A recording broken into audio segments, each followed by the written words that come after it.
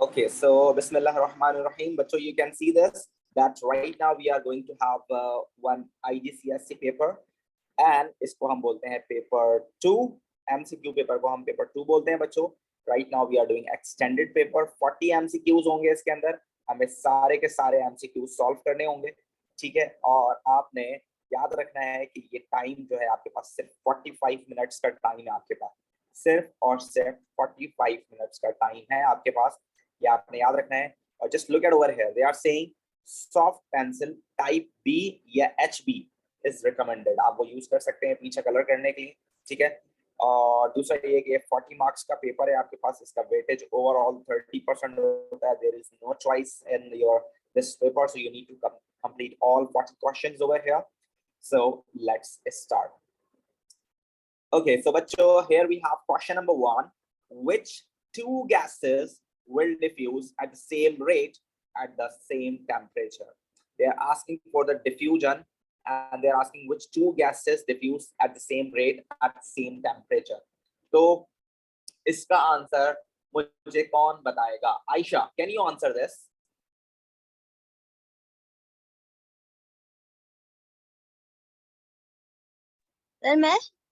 Yes, Aisha. C, maybe. Why maybe C? Why not B, Aisha? We know that bacho, that gases diffuse. If you talk about the diffusion bacho, so you must have the knowledge of MR. You must have the knowledge of MR. You need to remember this, that कोई भी gas अगर diffuse होती है तो वो depend करती है उसके मॉलिक्यूलर मास के ऊपर. डिफ्यूजन उसके मॉलिक्यूलर मास पर डिपेंड करती है. और ये बहुत इंपॉर्टेंट है आपके एमसीक्यू पेपर के लिए, बिकॉज वी नो दैट कि ये हमारे थ्योरी पेपर में नहीं असेस हुआ है. डेफिनेटली ऐसे हो सकता है आपके पास एमसीक्यू पेपर में कि जितना ज्यादा एमआर आप करेंगी, जितना हैवियर एमआर होगा, उतनी कम आपके पास डिफ्यूजन होगी. और जितना कम आपके पास एमआर होगा, उतनी ज्यादा आपके पास डिफ्यूजन होगी. This is the main, you can say, that concept about diffusion that you need to keep remember. और टेम्परेचर वाला जो कॉन्सेप्ट है वो हमारे सिलेबस से रिमूव हो गया, but still you need to remember this कि यार अगर आप टेम्परेचर बढ़ाते हो तो डेफिनेटली गैसेस जो है एक दूसरे से दूर दूर हो जाती हैं, तो वो मूवमेंट उनकी फास्ट हो जाती है, तो श्योरली डिफ्यूजन भी उसकी फास्ट हो जाती होगी. लेकिन MR is the main concept. You need to keep remember this कि अगर आप किसी एक मतलब हैवी गैस को आप जो है ट्रैवल करवाते हैं और एक लाइटर गैस को आप ट्रैवल कराते हैं, तो lighter gas would diffuse faster. right now they are asking about not faster and slower, they are asking about which two gases are going to travel at the same rate.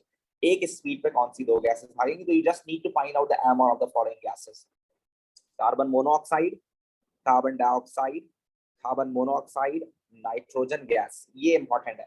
Nitrogen को हम N समझते हैं. Nitrogen gas जो है आपके पास N2 होती है actually. Chlorine आपके पास Cl2 होती है और फ्लोरीन आपके पास F2 होती है. नाइट्रोजन N2 होती है और ऑक्सीजन O2 होती है. तो आप देख सकते हैं कार्बन मोनोऑक्साइड का जो MR होता है बच्चों, वो होता है 28. कार्बन डाइऑक्साइड का होता है 44. कार्बन मोनोऑक्साइड का 28, नाइट्रोजन का 14 और 14 28. क्लोरीन का होगा 35.5 into 2 71. ये हो जाएगा आपके पास 19 into 2 38, और ये हो जाएगा आपके पास 28 और ये हो जाएगा 32. So you can see this in the answer B, in the option B, the two gases have similar molecular masses. So when they have similar molecular masses, so they diffuse at the same rate. Is that right, every one of you? Yes, sir. Yes, sir. Okay, so the second question is, a student measures the time taken for 2 grams of magnesium to dissolve in 50 centimeter cube of dilute sulfuric acid. Right, a student measures the time taken for 2 grams of magnesium to dissolve in 50 centimeter cube of dilute sulfuric acid. Which apparatus is essential to complete this experiment? अच्छा भाई, इस experiment को complete करने के लिए कौन कौन से apparatus आपको चाहिए होंगे? Oh, that's great question. Yes, कौन बताएगा मुझे इसका answer? हमसा, can you please answer this बेटे?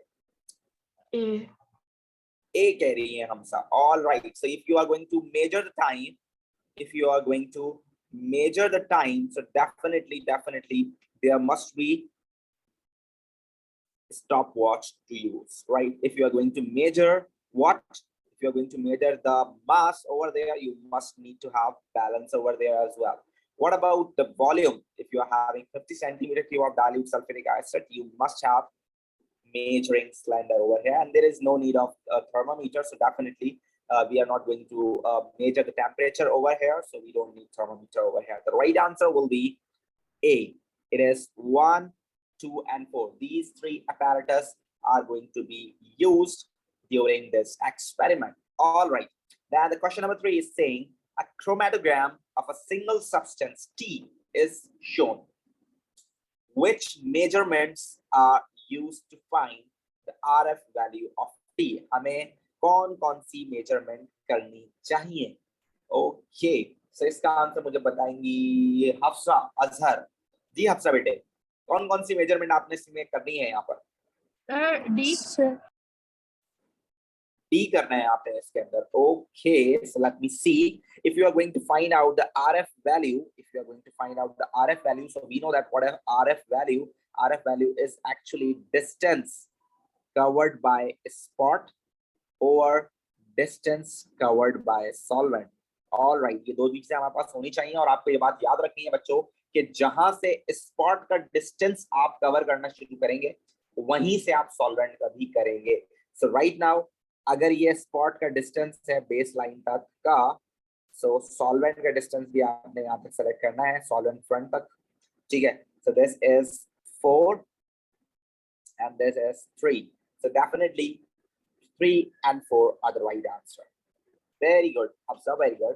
Then the fourth question is saying X and Y are two different elements. X and Y have the same number of nucleons. Nucleons का मतलब क्या होता है बच्चों? It is the sum of protons and neutrons.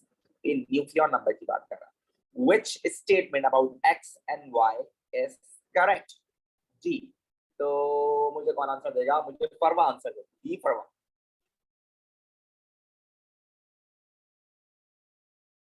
Sir, I'm not sure, but C लग रहा है। C लग रहा है, ठीक है। तो ये पहला आपसे पार्ट कहता है कि they have the same physical properties. अच्छा देखें, X and Y are two different elements. वो बता रहा है कि X और Y जो हैं दो अलग अलग एलिमेंट्स हैं, उनके नंबर ऑफ न्यूक्लियॉन सेम है, तो फिजिकल प्रॉपर्टीज डिफरेंट है, वो ऐसा कह रहा है। ओके, इसको सोचते हैं इस बारे में। Their atoms have the same number of electrons. This is wrong. जब वो एलिमेंट अलग हैं तो उनके इलेक्ट्रॉन्स भी डिफरेंट होंगे definitely. Then they are in different groups of the periodic table. It can be right. वो अलग अलग एलिमेंट अलग अलग ग्रुप में हो सकते हैं, ठीक है। उसके अलावा वो क्या कह रहा है? They have different relative atomic masses. No. अब देखें, वो न्यूक्लियॉन की बात कर रहा है कि उसके न्यूक्लियॉन सेम है, तो न्यूक्लियॉन होते क्या है? Nucleon is actually nucleon number होता है, और न्यूक्लियॉन नंबर को आप एटॉमिक मास भी कह सकते हैं। सो जब वो चीजें सेम है तो इसका मतलब ये है कि उनके अलग अलग एटॉमिक मासेस नहीं हो सकते, वो भी सेम ही है। तो बची दो स्टेटमेंट्स, और वो कौन सी हैं? They have same physical properties and they are in different groups of the periodic table.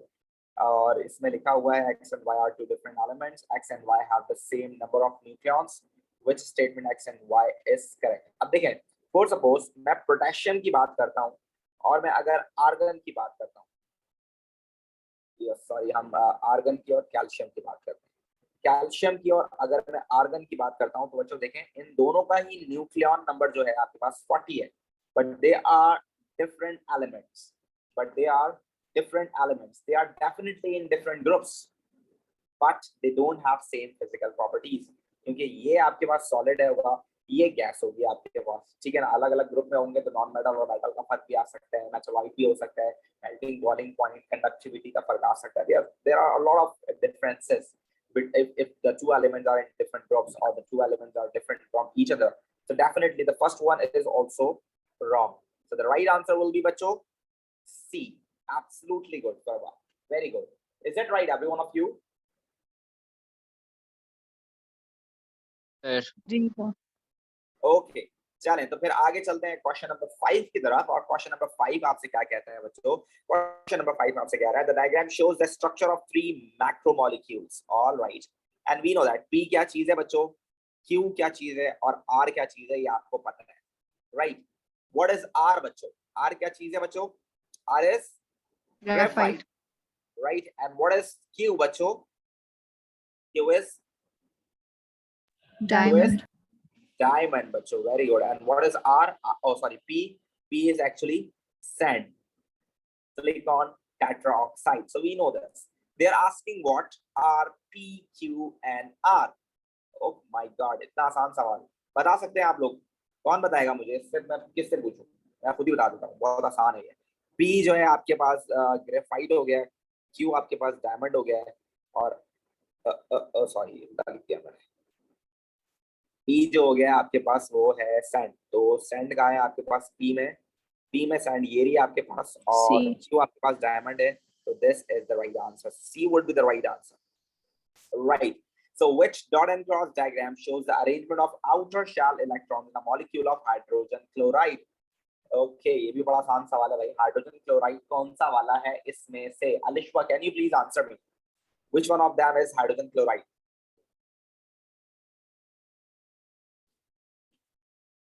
Alishwa, can you answer?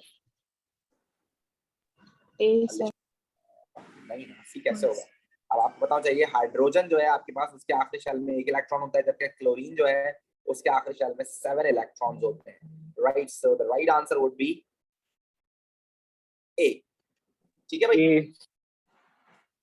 Okay, so this question number 7 is saying, that the equation for the reaction between barium chloride and dilute sulfuric acid is shown. The equation is shown to you, right? Which raw shows the state symbols of this equation? तो जिस बच्चे को solubility rules याद होंगे वो इसको easily solve कर सकता है। तो मुझे बताएगा मदी। मदी, can you please answer this? जी सर, एक just a minute sir.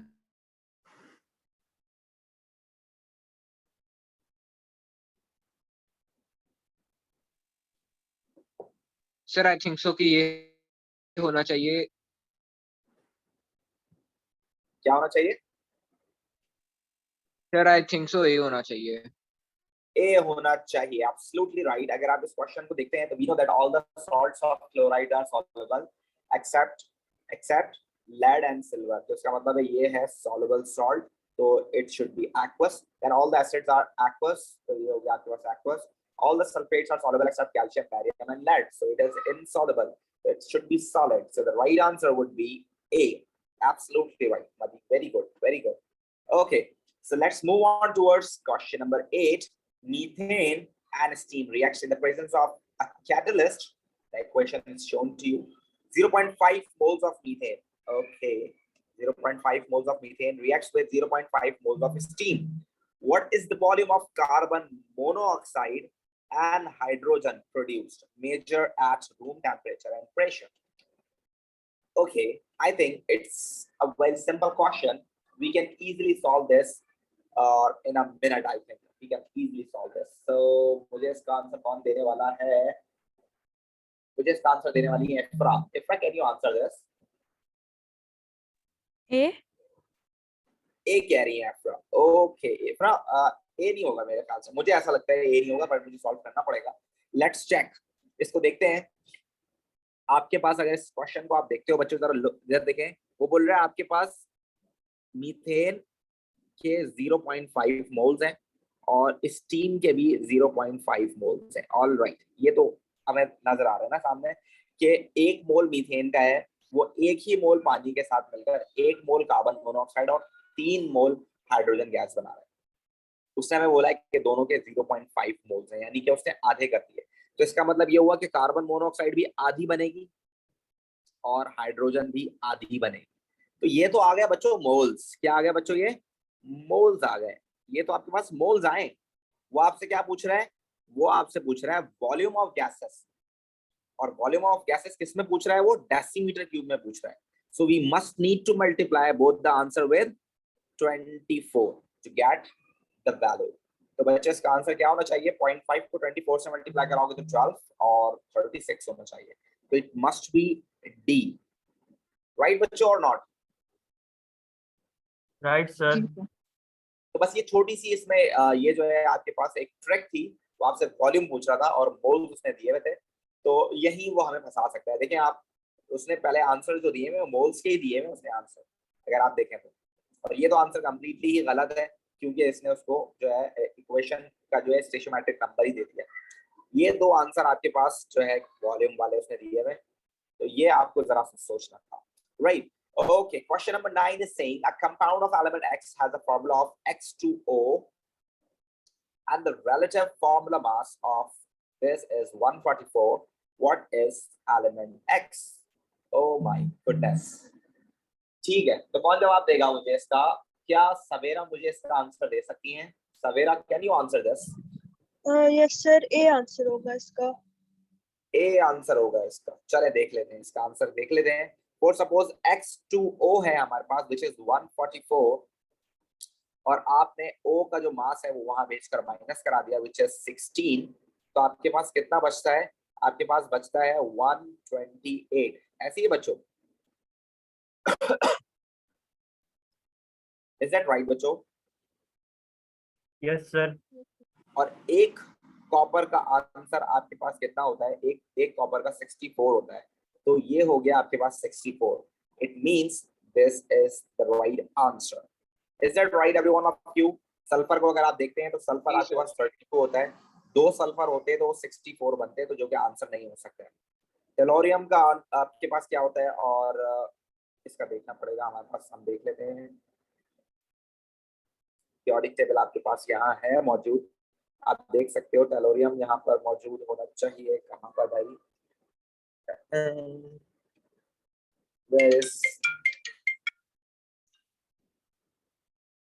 देखें, इसका एक ही का मास जो है 128 है, जो कि काफी ज्यादा है, ये नहीं हो सकता है, ठीक है ना। तो उसको ये दो होते हैं तो ये कितना होता है? 128 और 128, इट वुड बी समवेयर 256, ये कहीं होता, ठीक है ना। तो ये तो नहीं हो सकता है। और कौन सा एलिमेंट था आपके पास? सल्फर भी नहीं हो सकता, और एक और पता नहीं कौन सा उन्होंने दिया हुआ था, वो भी ट्रांजिशन मेटल है, तो उसका एमआर भी ज्यादा होता है, वो भी नहीं हो सकता। ये डॉलर मुश्किल उन्होंने दिया हुआ है। So let's follow the MCQ number 10. It's about electrolysis. So the diagram shows the electrolysis of concentrated hydrochloric acid and concentrated aqueous sodium chloride using carbon electrodes. Okay, at which electrodes is hydrogen produced? Yes, तो इसका answer मुझे बताएंगी तज़मीन। तज़मीन, can you answer this? Here we have some important notes to remember. Carbon electrodes हैं भाई, और concentrated hydrochloric acid है, और concentrated aqueous sodium chloride है। तो वो कह रहा है आपसे at which electrode hydrogen produce? जल्दी से। D. D is the right answer because you can see that आप देखें, आपके पास यहाँ पर हाइड्रोक्लोरिक एसिड है, ठीक है, और यहाँ आपके पास क्या है? NaCl है, ठीक है, दोनों ही एक्वस है। And we know that in aqueous forms always the less reactive move towards cathode. और अगर आप यहाँ देखें तो यहाँ तो है ही हाइड्रोजन खाली, और यहाँ देखें तो सोडियम से कम रिएक्टिव होती है हाइड्रोजन, तो इन दोनों में ही कैथोड पे हाइड्रोजन गैस बनेगी, राइट। और हाइड्रोजन गैस क्योंकि पॉजिटिव होती है तो ये नेगेटिव इलेक्ट्रोड पर ही जाएगी, और नेगेटिव इलेक्ट्रोड आपके पास कौन से हैं? 2 and 4. The right answer would be D. Is that right, every one of you? Yes, sir. Yes Yes, sir. sir. Okay, then 11th question is saying the diagram shows the electrolysis of aqueous copper sulfate using inert electrode. अब देखें, ये दोबारा से आपके पास electrolysis का सवाल आ गया। Electrolysis of aqueous copper 2 sulfate using inert electrodes. Which arrow shows the movement of electrons in the circuit? कौन सा arrow जो है movement of electron को सही से show कर रहा है? Yes, which is the right answer over here, बच्चों? कौन बताएगा मुझे? बताएंगी मुझे बताएंगे किरण बताएंगी मुझे। जी किरण।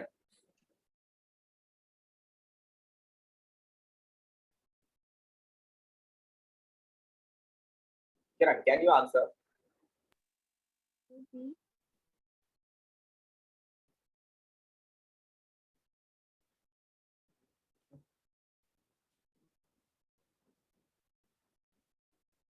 चलें, तो अगर किरण मेरे ख्याल से मुझे आंसर बता रही होंगी, लेकिन वो चैट पे बता रही होंगी। Hafsa Azhar, can you please give me the right answer of this? B, sir. Yes, it's B because electron हमेशा नेगेटिव से पॉजिटिव की तरफ मूव करते हैं। इलेक्ट्रॉन्स हमेशा नेगेटिव से पॉजिटिव की तरफ मूव करते हैं, और वहां उन्होंने बताया नहीं है negative positive, but we know that negative is cathode and positive is anode. So this arrangement is the right answer. Is that right, बच्चों? Yes, sir. ठीक है, तो चलते हैं क्वेश्चन नंबर 12 की तरफ. Which raw identify a chemical change and a physical change? कौन सी वाली जो रॉ है वो बता रही है आपको केमिकल चेंज और फिजिकल चेंज? तो इसका आंसर मुझे बताएगी कौन? इसका आंसर मुझे बताएगी Vaniya. Vanya, can you answer this? Sir, B, I guess. B होगा. नहीं.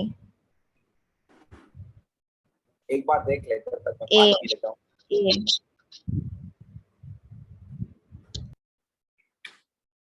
Okay, so let's check कि इसका आंसर क्या हो सकता है बच्चों.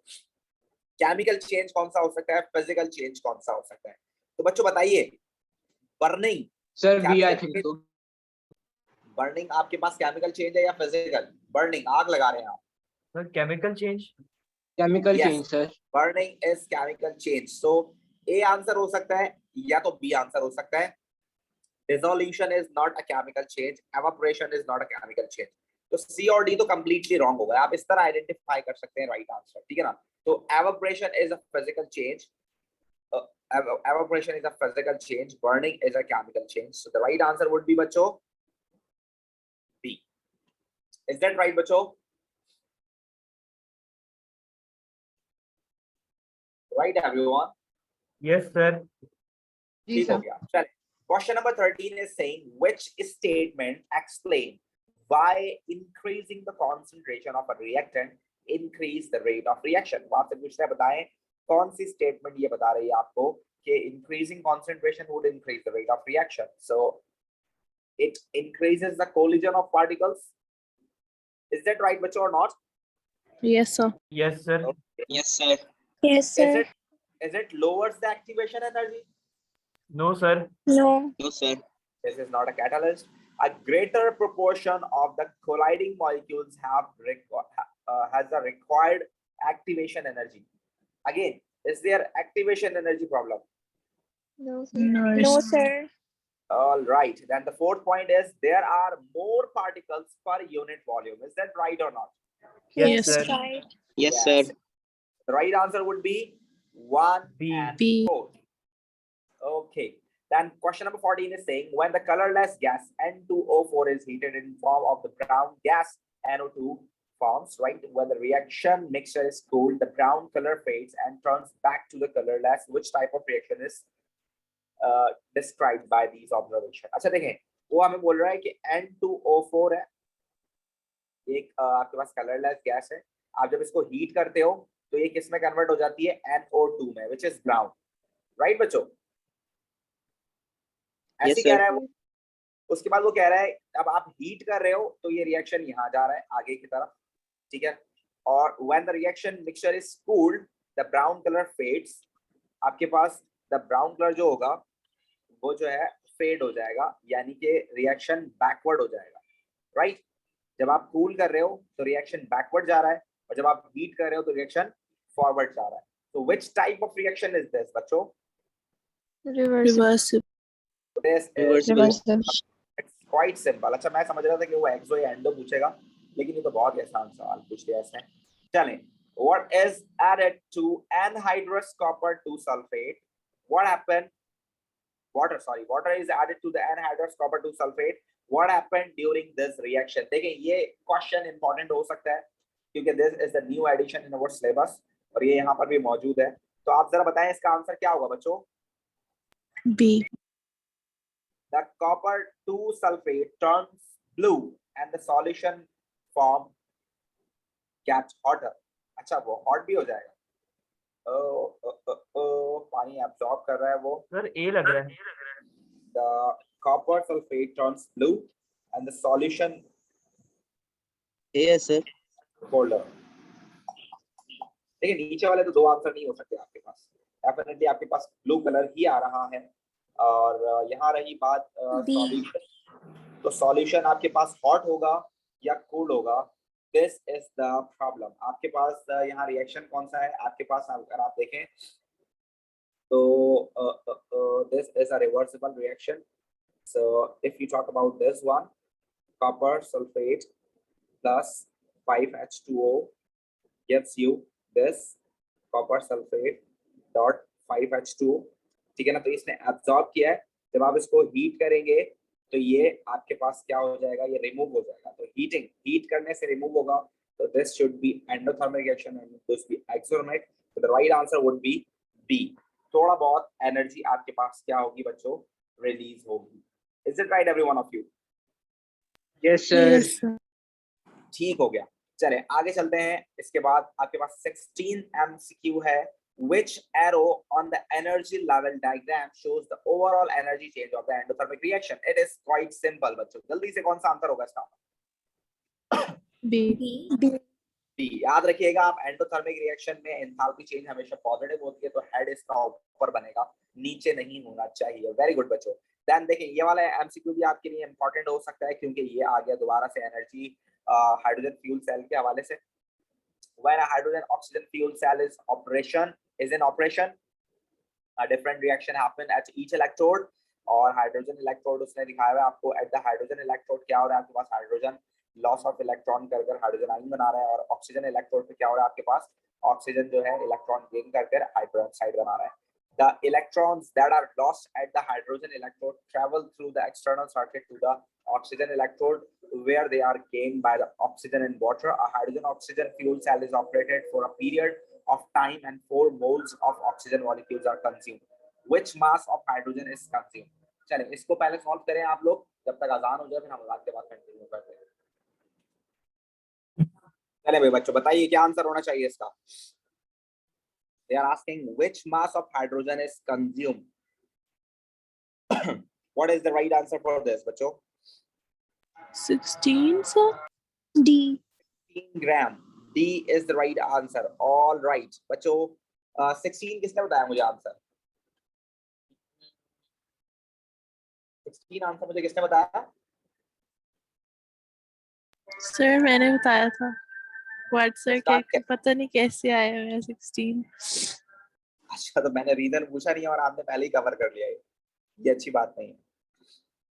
ओके अच्छा देखें आपके पास बच्चों 16 ग्राम कैसे आया, कौन आंसर बताएगा? फरमा बता सकती हो, अभी ये बता सकती हो? सर मुझे तो समझ ही नहीं आया। Sir, I got 4 grams. 4 ग्राम आया आपका। चले ठीक है, दोबारा देखें सवाल, जरा गौर से देखें क्या कह रहा है। बहुत सिंपल है, आपसे कह रहा है वो the electrons that are lost at the hydrogen electrode travel through the external circuit to the oxygen electrode, where they are gained by oxygen and water. That's it. Hydrogen oxygen fuel cell is operated for a period of time and 4 moles of oxygen molecules are consumed. ये important चीज थी आपके लिए, ये देखना जरूरी था। ठीक है, क्या कह रहा है आपसे वो 4 moles of oxygen molecules are consumed। जब आपके पास ऑक्सीजन के 4 moles कंज्यूम होंगे, just look at over here, 4 moles, जब आपके पास ऑक्सीजन के 4 मोल्स कंज्यूम होंगे बच्चों, तो आपके पास हाइड्रोजन कितना कंज्यूम होगा?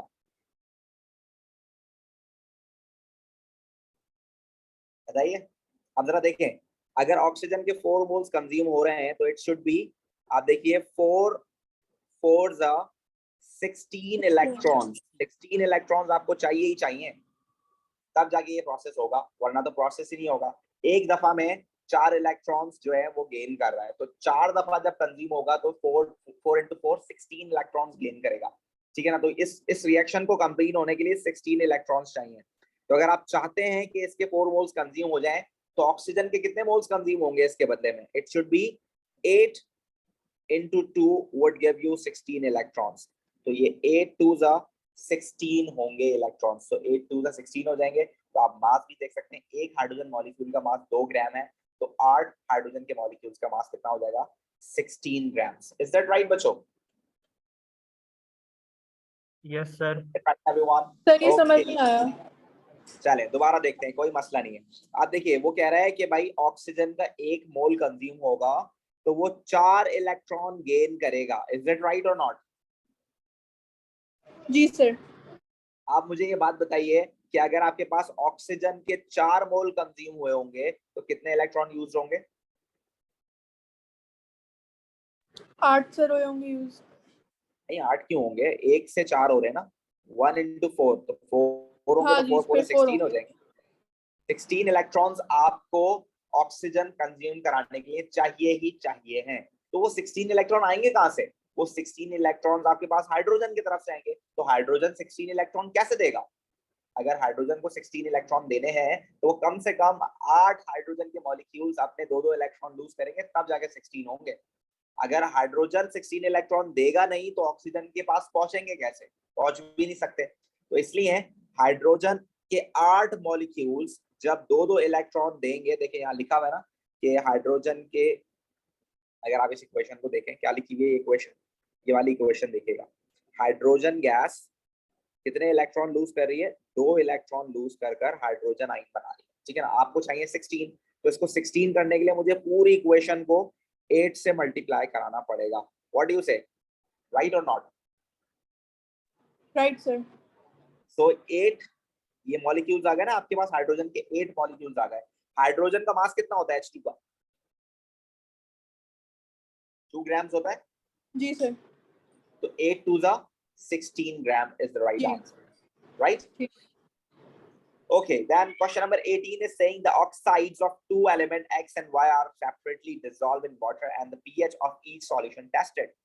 X को जब आपने डिसॉल्व किया पानी के अंदर तो आपके पास एसिडिक आई, और Y को डिसॉल्व किया तो बेसिक आई। तो डेफिनेटली ये नॉन मेटल की ऑक्साइड होगी, और ये आपके पास क्या होगी बच्चों? ये मेटल की ऑक्साइड होगी, दैट इज वाई, ठीक है ना। दूसरा ये कि आपके पास जो है सवाल क्या पूछ रहा है, which information about x and y is correct, ठीक है। तो pH1 एसिडिक होती है, ठीक है ना। इसका मतलब ये हुआ कि x आपके पास एसिडिक है, इज दैट राइट बच्चों और नॉट? तो ये दोनों में से कोई आंसर हो सकता है, ये तो नहीं हो सकते, राइट और नॉट? Yes. Right sir. जी सर। अब दूसरा ये कि y वाली जो है आपके पास बेसिक है, तो ये दोनों आंसर हो सकते हैं, ठीक है। अब दूसरा वाला कॉन्सेप्ट जो है आपका राइट आंसर आइडेंटिफाई करेगा, नॉन मेटालिक ऑक्साइड कौन सी है, मेटल ऑक्साइड कौन से है। देखो एसिड जो है आपके पास वो हमेशा नॉन मेटालिक होती है, तो x जो होगी आपके पास वो आपके पास x वाली जो है वो आपके पास नॉन मेटालिक ऑक्साइड होनी चाहिए। सो B would be the right answer, right बच्चों? ऐसी है जी बच्चों। सर। देखिए काफी आसान सवाल है, लेकिन इन्होंने इसको थोड़ा सा फ्लिप किया हुआ है, तो इस वजह से थोड़ा सा मुश्किल लग सकता है आपको, थोड़ा सा लग सकता है, लेकिन बेसिक इंफॉर्मेशन है खाली, ठीक है। Next, an acid is neutralized by adding an excess of an insoluble solid base. A soluble salt is formed. How is the pure salt obtained from the reaction mixture? आपको पता है कि जब आप एसिड के अंदर इनसॉल्युबल सॉलिड डालते हो तो ये मिक्सिंग का मेथड होता है, ये मिक्सिंग है, सॉल्ट बनाने के लिए मिक्सिंग यूज करते हैं। उसके बाद हम क्या करते हैं, उसको फिल्टर करते हैं, फिर उसको जो है क्रिस्टलाइजेशन करते हैं, और ये सारे प्रोसेस हम उसमें करते हैं, ठीक है। तो सबसे पहला काम हम क्या करेंगे बच्चों? Filtration, Filter. फिर एवापोरेशन और फिर crystallisation. So the right answer will be D, right और नॉट बच्चों? राइट जी बच्चों? Sir. Okay. Right sir. Substance J take part in a redox reaction. अब वो कह रहा है सब्सटेंस J जो है रिडॉक्स रिएक्शन में टेक पार्ट करता है। In the reaction J gains electrons, ये इलेक्ट्रॉन गेन कर लेता है। Which statement is correct? अच्छा, इसके लिए आपको बताना चाहिए कि गेन ऑफ इलेक्ट्रॉन क्या होता है आपके पास। गेन ऑफ इलेक्ट्रॉन आपके पास होता है रिडक्शन, और जो रिडक्शन करता है वो क्या होता है बच्चों? वो होता है ऑक्सीडाइजिंग एजेंट। तो ये दो बातें आपको पता होनी चाहिए। Then J is oxidising agent. तो या तो ए आंसर हो सकता है या तो बी आंसर हो सकता है, सी और डी नहीं हो सकता, राइट और नॉट? जी sir. So you can say that J is oxidizing agent as it is oxidized in the reaction. ये गलत बात है, जो ऑक्सीडाइजिंग एजेंट होता है वो खुद रिड्यूस्ड होता है। तो right answer would be D, oh sorry B बच्चों, राइट बच्चों? जी sir. Right sir. Okay, then 21 is saying element in group 4 of the periodic table are shown: carbon, silicon, germanium, tin and lead. What does not occur in group 4 as it is descended? जब आप नीचे जाते हो तो इसमें क्या change नहीं होगा। The proton number of the element increase, proton number नीचे जाते जाते इंक्रीज होंगे बच्चों? जी सर। Yes, sir. डेफिनेटली होंगे, जब आप नीचे जा रहे हैं तो इंक्रीज ही होंगे, ठीक है, ये तो होगा। The element become more metallic, ये Yes, sir. जब आप नीचे जाएंगे तो नीचे मेटल्स आना शुरू हो जाते हैं। You can see this tin और लेड आ रहे हैं, तो that is also right. The element have more electrons in the outermost shell, this is No, sir. No, sir. Yes. It's wrong. because we know that the group number tell us the number of valence electron. If the group number is same, then the valence electrons are also same, so it means this is the wrong statement, right bacho, or not? Right, sir. Okay, then move on towards MCQ number 22. Which statement about acid is correct? Acid की कौन सी definition सही है? Acid are proton acceptors, right or not? Acceptors? No sir. No. Wrong, No, क्या sir. Proton acceptor नहीं होते भाई, donor होते हैं। ये डेफिनेशन आपके लिए इंपॉर्टेंट हो सकती है क्योंकि हमारे सिलेबस का न्यू पार्ट है, तो ये आपने याद रखनी है, इंपॉर्टेंट हो सकती है। Acid transfer electrons to bases in aqueous solutions. Acid transfer electrons. No, sir. No, sir. It's wrong. It's also wrong. Okay. Hydrochloric acid reacts with ammonium hydroxide to produce ammonia. This is also wrong. This is This is not the wrong. property of acid. Ethanoic acid partially ionized in aqueous solutions, right? Yes. Right, This sir. is weak acid, we know Yes, that. sir. Weak Okay. acid. Which element have both a high melting point and variable oxidation state? Oh, B. Transition B is the element. right. The transition. Transition metals की chemical property है ये, very good बच्चों। Then 24, आप देखें periodic table बहुत important है, metals का chapter बहुत important है, तो metals के chapter को, periodic table के chapter को चार्ट कर जो है आप बिठा लो अपने जहन में, बहुत इंपॉर्टेंट है। मेटल्स का और पीरियोडिक टेबल का चैप्टर एमसीक्यूज के लिए बहुत इंपॉर्टेंट है, और फिर ऑर्गेनिक 6 एमसीक्यूज ऑर्गेनिक से आते हैं, ठीक है ना। तो तकरीबन 15 एमसीक्यूज इन 2 चैप्टर से, 3 चैप्टर से आपको मिलेंगे। ऑर्गेनिक, पीरियोडिक टेबल, मेटल्स, इसको घोल के पी जाए, बहुत इंपॉर्टेंट है। Lithium, sodium, and potassium are elements in group 1 of the periodic table. Chlorine, bromine, and iodine are elements in group 7 of the periodic table. Which row identify the least dense of these elements in each group? तो बच्चों down the group जाते हैं तो density बढ़ती है, ऐसी है? जी सर। जी sir. तो बताइए कौन सा राइट आंसर होगा इसके अंदर? Which A. one is the A, dense? sir. तो देखिए लीस्ट डेंस ग्रुप 7 में तो क्लोरीन हो सकता है, आयोडीन नहीं हो सकता, this is wrong. What about lithium and potassium? Which one is least dense? Lithium definitely. Right, बच्चों? जी sir. Yes, sir. Any Yes, problem to any one of you? All clear?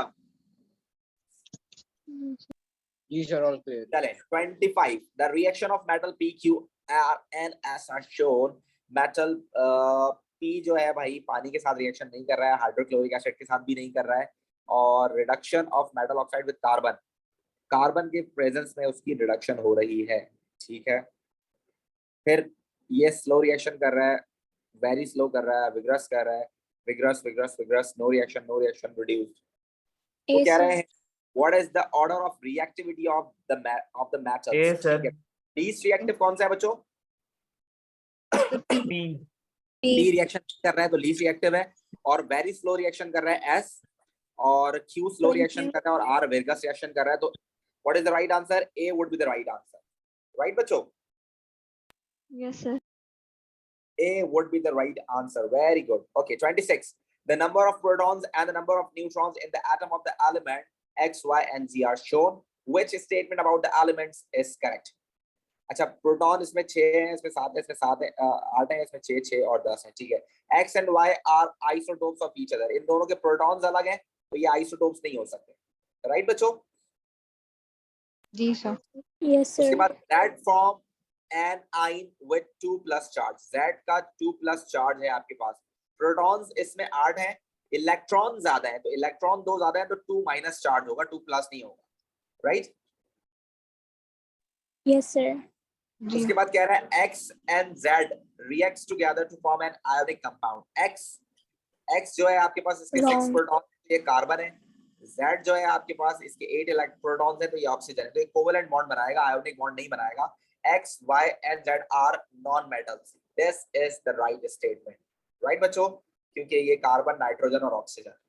All right बच्चों? जी sir. आसान है, काफी आसान सवाल है ये। उसके बाद आपके पास 27, which diagram represent the arrangement of atoms in an alloy? बहुत इंपॉर्टेंट सवाल है ये, बताएं D, बच्चों। D. Yes, D is the right answer. The different size of atoms are there in an alloy. Very good बच्चों। Then three metal compounds J, K and L are heated using Bunsen burner. The result are shown. Colorless gas produced which relight glowing flame. अच्छा, यानी कि आपके पास oxygen gas निकली है, ठीक है। Colourless gas produce which turns lime water milky, यानी कि कार्बन डाइऑक्साइड गैस प्रोड्यूस हुई है और नो रिएक्शन, ठीक हो गया। तो भाई कार्बन डाइऑक्साइड निकलती है मेटल कार्बोनेट में से, तो ये आपने याद रखना है। तो के आपके पास मेटल कार्बोनेट हो सकता है, के आपके पास मेटल कार्बोनेट हो सकता है, तो it can be the right answer, it can be the right answer, it can be the right answer. ये हो गया रॉन्ग, ठीक है।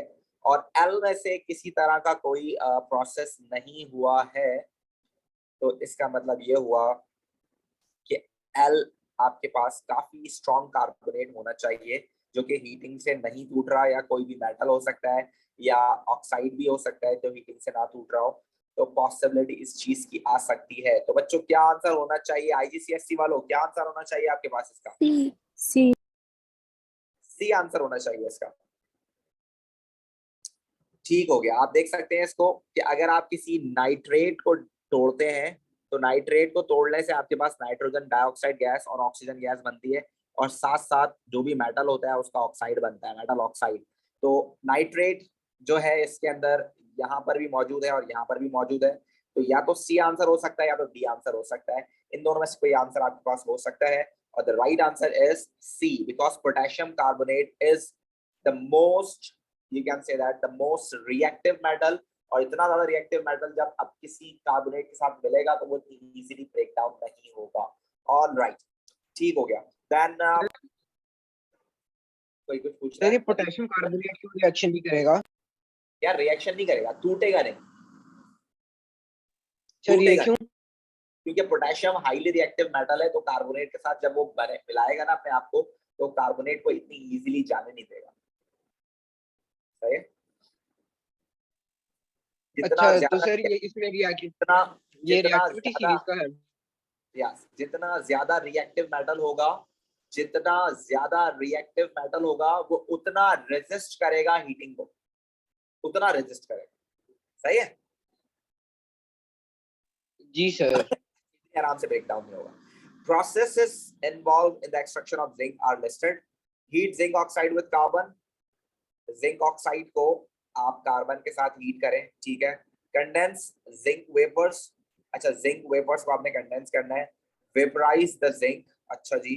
रोस्ट जिंक और इन एयर, जिंक की जो और होगी वो जिंक ऑक्साइड, जिंक सल्फाइड होती है, उसको ऑक्सीजन की प्रेजेंस में रोस्ट करते हैं ताकि वो जिंक सल्फाइड बन जाए, ठीक है ना। तो ये कहानी है आपके पास। तो जरा देखिए वो क्या पूछ रहा है, in which order are the processes carried out? अच्छा, ये सवाल जो है आपके पास बच्चों, ये हमारे सिलेबस का पार्ट है कि नहीं, हम इसको देख लेते हैं।